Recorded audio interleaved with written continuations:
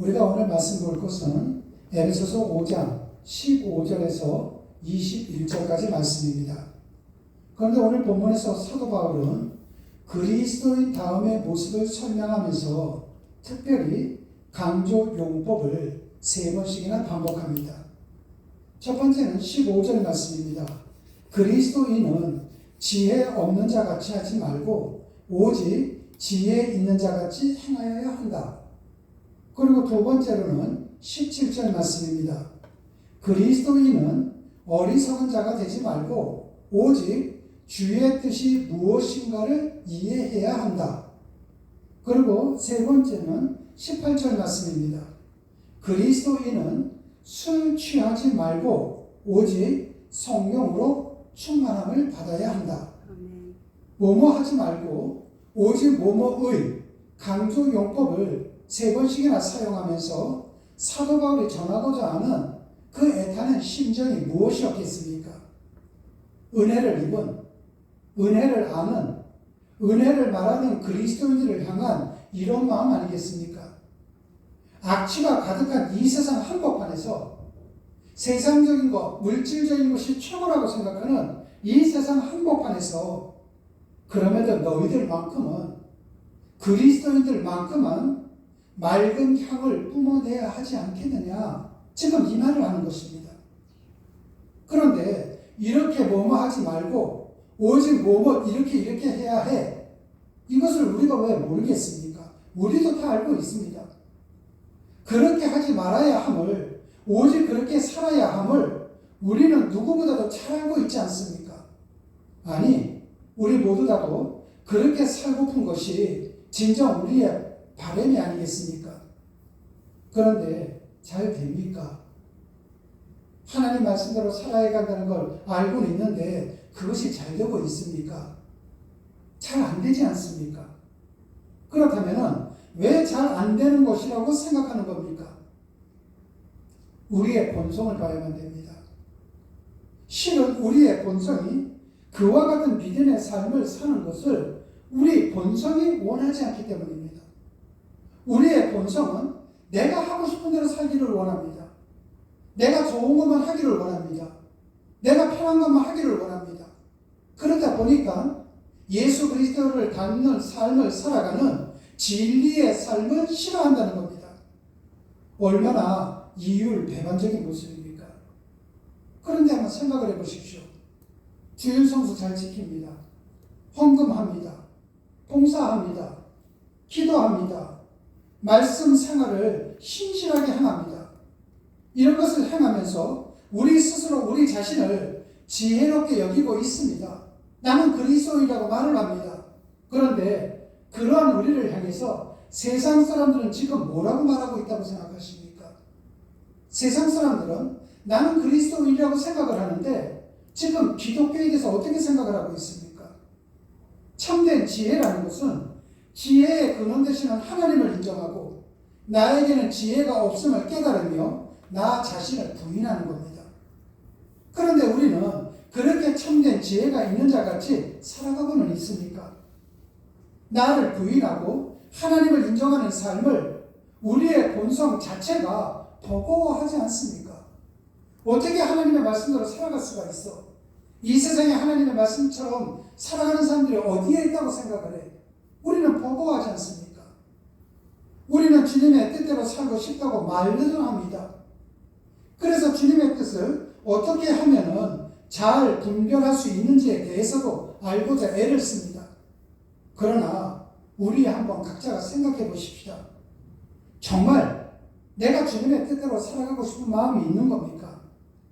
내 뜻과 부합되는 주님의 뜻을 찾고 바랄 뿐이지 정말 내 뜻과는 다른 그 주님의 말씀에 순종한다는 마음이 우리 속에서 일어나고는 있습니까? 내 뜻대로 맛이 없고 하나님 아버지의 뜻대로 하옵소서. 이와 같은 기도가 내 입으로는 쉽게 나오지만은 우리의 마음 중심으로부터 터져나오고 있습니까? 오직 지혜에 있는 자같이 행하는 것, 오직 주의 뜻이 무엇인지 이해하는 것, 오직 성령으로 충만함을 받는 것, 솔직히 우리 본성이 이런 것을 원하지 않고 있지 않습니까? 우리는 은혜로 의롭다함을 입은 것 맞지만 의외, 거룩함으로 새 사람을 입게 된 것도 맞지만은 여전히 타락한 본성을 그대로 껴안고 살고 있음을 기억해야만 한다는 것이죠. 성경에 나와 있는 한 부자 청년의 이야기를 생각해 보십시오. 한 부자 청년이 있습니다. 그는 모든 율법을 다 지키고 행했습니다. 오직 지혜에 있는 자같이 행하는 사람인 듯 했습니다. 그는 주님의 뜻대로 살아가는 삶을 갈망하여 주님께 달려와서 주님의 뜻이 무엇인지 물었습니다. 오직 주님의 뜻이 무엇인지에 대해 늘 분투하는 삶을 사는 듯 했습니다. 그는 부자였지만, 관원이었지만, 젊은 청년이었지만, 그럼에도 다른 무엇보다도 진리의 충만함을 원해 예수께 달려와 무릎 꿇는 겸손한 마음도 가지고 있었습니다. 오직 성령의 충만함을 사모하는 그러한 삶을 사는 것처럼 보였습니다. 그런데 마가복음 10장 21절에서 22절 말씀이 이렇게 우리에게 전해주고 있습니다. 예수께서 이르시되 내가 아직도 한 가지 부족한 것이 있으니 가서 내게 있는 것을 다 팔아 가난한 자들에게 주라. 큰 사람은 재물이 많은 고로 이 말씀으로 인하여 슬픈 기색을 띠고 근심하며 가니라. 이는 부자 청년의 문제만이 아니라 죄된 본성을 가지고 있는 우리의 실상입니다. 우리의 처절한 현실입니다. 생각을 해보십시오. 부자 청년은 많은 걸 갖고 있습니다. 나는 다 했습니다. 말씀대로 살려고도 노력했습니다. 모든 것이 정말 훌륭한 그리고 신실한 기독교인처럼 보였습니다. 그런데 예수님께서 네가 가지고 있는 모든 소유를 팔아서 어려운 사람을 도와주라?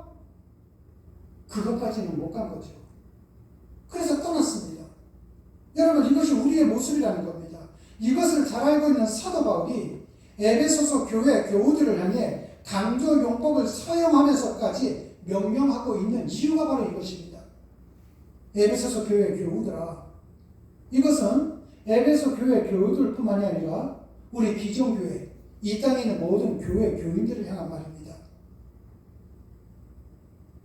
비전교회 교우들아, 우리는 은혜를 입지 않았니?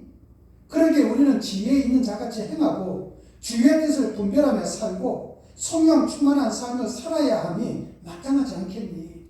그런데 말이다, 그거 쉽니? 쉽지 않잖아. 우리로서는 안 되잖아. 우리는 그렇게 마음을 먹다가도 어떤 이해관계가 있으면은 우리는 하나님을 멀리할 때가 얼마나 많았니? 그래서 십자가가 필요한 거야. 내가 그리스도와 함께 십자가에 못 박혔나니 그런즉 이제는 내가 사는 것이 아니요 오직 내 안에 그리스도께서 사시는 것이라. 내가 사는 것이 아니야. 나의 안됨이 철저하게 폭로당하고 오직 내 안에 그리스도가 사시도록 십자가 앞에 바짝 엎드려 살아가는 것뿐이야.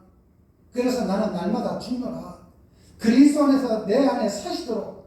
이것이 말이야 진짜 그리스도의 삶이란다. 내가 내 능력으로 내 생각대로 신앙생활에 나가는 것이 아니라 하나님을 붙드셔야만 됩니다. 십자가를 붙들어야만 된다는 겁니다. 예수 그리스도께 도움을 간청해야만 된다는 겁니다. 그러기 위해서는 우리가 어떻게 해야 하는가? 말씀을 사모해야만 됩니다. 기도를 하셔야만 됩니다. 그리고 우리 모두가 예배의 사람들이 되어야만 한다는 겁니다. 예배라는 것은 예배당에 나오는 것이 예배가 아니라 삶의 현장에서 하나님의 말씀대로 사는 것이 예배가 되는 것이요. 내가 삶의 현장에서 예배의 삶이 되기 위해서는 예배당 안에서 드려지는 예배를 통해 말씀을 들으셔야만 된다는 것입니다. 비전교회 성도가 그러한 삶을 사시기를 주님의 이름으로 축원합니다. 기도하시겠습니다. 하나님 아버지, 이 시간 우리에게 말씀해 주셔서 감사합니다. 그러나 여전히 우둔한 우리는 하나님 아버지 우둔한 길을 가지고 있습니다. 우리에게 필요한 것은 주님의 더 큰 목소리입니다. 주님의 더 큰 역사하심입니다. 나의 사랑, 나의 어여쁜 자야, 일어나서 함께 가자. 그 주님의 음성입니다. 우리 모든 성도님들이 그 음성을 듣고 그 주님과 함께 인생길을, 신앙길을 걸어갈 수 있도록 복을 내려 주시옵소서. 주님 고맙습니다. 예수님 이름으로 기도드렸습니다. 아멘.